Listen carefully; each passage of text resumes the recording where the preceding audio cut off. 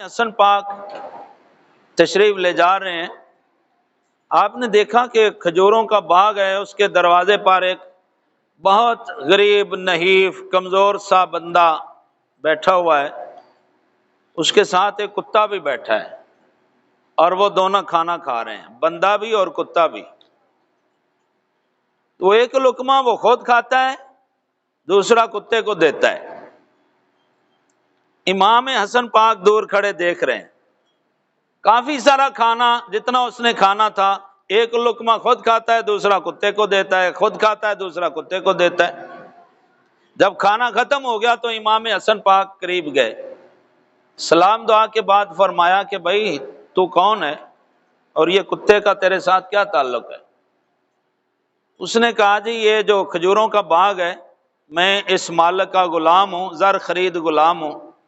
باغ کی رکھوالی کے لیے یہ کتا بھی ادھر پھرتا رہتا ہے، میں اسے جانتا ہوں، مجھے بہت بھوک لگی تھی، یہ تھوڑا کھانا میرے مالک نے مجھے دیا ہے.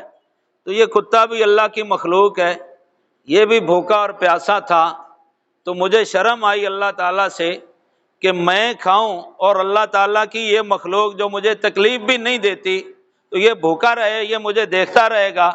تو اگر کوئی بندہ میرے ساتھ ہوتا تو میں اس کو بھی کھانا دیتا. تو اس کتے بیچارے کا کیا قصور ہے جی، یہ بھی بھوکا پیاسا ہے. تو مجھے شرم آئی اللہ سے کہ میں اس کتے کو بھوکا رکھوں، اس لیے میں ایک لقمہ خود کھاتا ہوں، دوسرا اس کو کھلاتا ہوں. امام حسن نے فرمایا یہ تو اولیاء اللہ کے اوصاف ہوتے ہیں جو تیرے اندر پائے جاتے ہیں، یہ عام بندے تو نہیں ایسا سوچتے.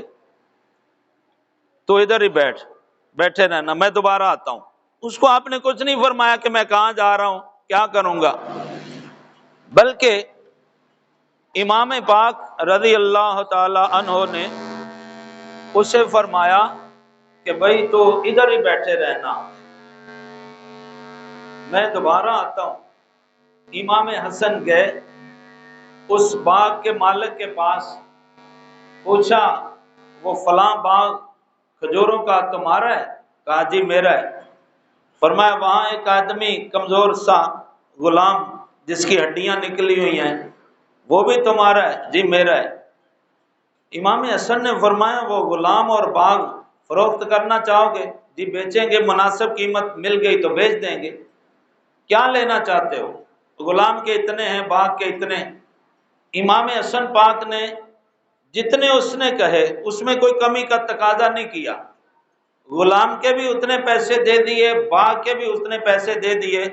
اس سے معاہدہ کر کے امام حسن پاک واپس آ گئے اور آ کر اس غلام کو فرمایا کہ میں نے اس مالک سے تجھے بھی اور اس کھجوروں کے بڑے باغ کو خرید لیا ہے، اب اللہ تعالیٰ کی رضا کے لیے یہ باغ میں تیری ملکیت کرتا ہوں، مجھے اس کی ضرورت نہیں ہے.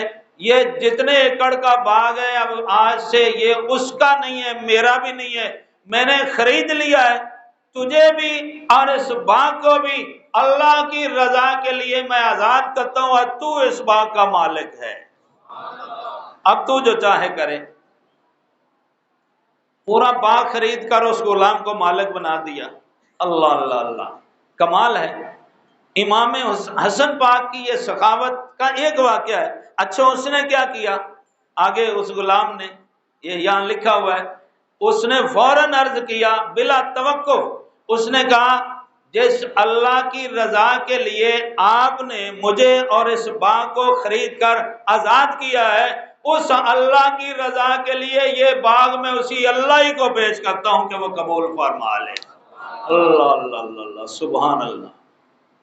یہ ایک جھلک ہے امام علی پاک امام حسن کی سخاوت کی.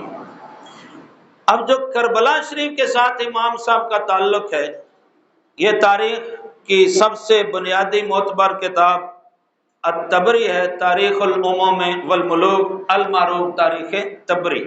شہدائے کربلا کے نام گناتے ہیں اور کہتے ہیں کہ جو بنو ہاشم یعنی اولاد فاطمہ اور اولاد علی میں سے جو یہاں شہید ہوئے، ان میں سے سیدنا امام حسن پاک رضی اللہ تعالیٰ عنہ کے 3 शहजादे मैदान करबला में शहीद हुए।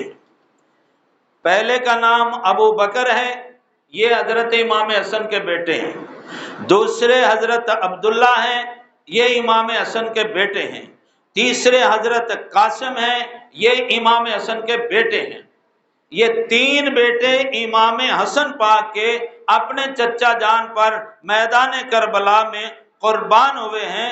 और 2 बेटे इमाम हसन पाक रजी अल्लाह ताला अन्हु के, एक का नाम हसन है, इमाम हसन का बेटा, उसका नाम हसन है, और दूसरे बेटे का नाम अमर है।